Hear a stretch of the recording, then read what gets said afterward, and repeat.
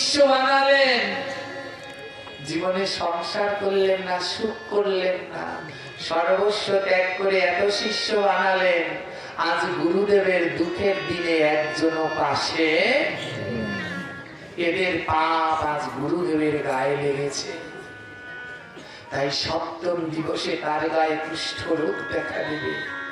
6 নম্বর দিনে ভগবানকে প্রণাম করে গুরুদেব বলছে, গুরুদেব আমি পেয়ে গেছি, আমি পেয়ে গেছি, আমার আসল শিষ্য 200 মাঠে বসে আছে।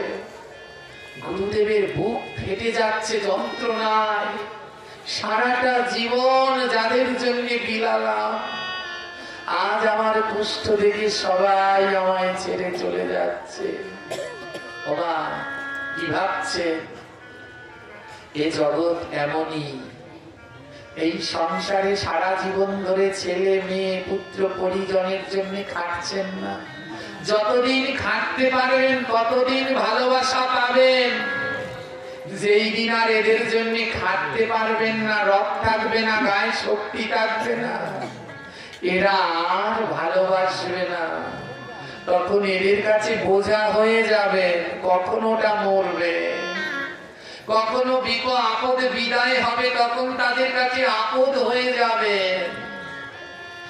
আজ 6 নম্বর দিনে 200 শিষ্য বসে আছে। গুরুদেব ভগবানকে বলছি, ভগবান আমি পেয়েছি, আমার আসল শিষ্য হলো 200।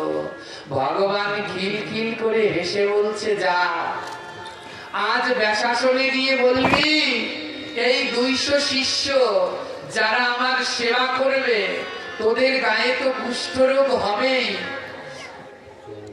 এবং তোরা এই যে 200 শিষ্য বসে আছিস, তোদের কুষ্ঠরোগ হবে, এবং তোরা কিন্তু 2 মাসের মধ্যে মারা যাবে।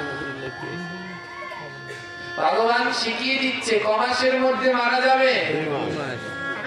গুরুদেব গিয়ে বলছে, ব্যাসাসনে গিয়ে বলছে, দেখো এখানে 10 লক্ষ শিষ্য এসেছিল, কেউ আমার সেবা করতে চায় না, সবাই ভয়ে ভয়ে পালিয়ে গেছে। তোমরা 200 জন আমার সেবা করতে চাও? 200 শিষ্য হাত জাগিয়ে বলে, হ্যাঁ গুরুদেব আমরা সেবা করতে চাই। গুরুদেব বলে, তোমরা কি জানো আমার সেবা করলে তোমাদের কুষ্ঠ হবে? 200 জন বলে, হ্যাঁ গুরুদেব জানি। গুরুদেব বলে, শোনো, তোমাদের কুষ্ঠ হবে তো হবেই, তোমরা 2 মাসের মধ্যে আমার সেবা করলে 2 মাসের মধ্যে মারা যাবে। কয় মাস?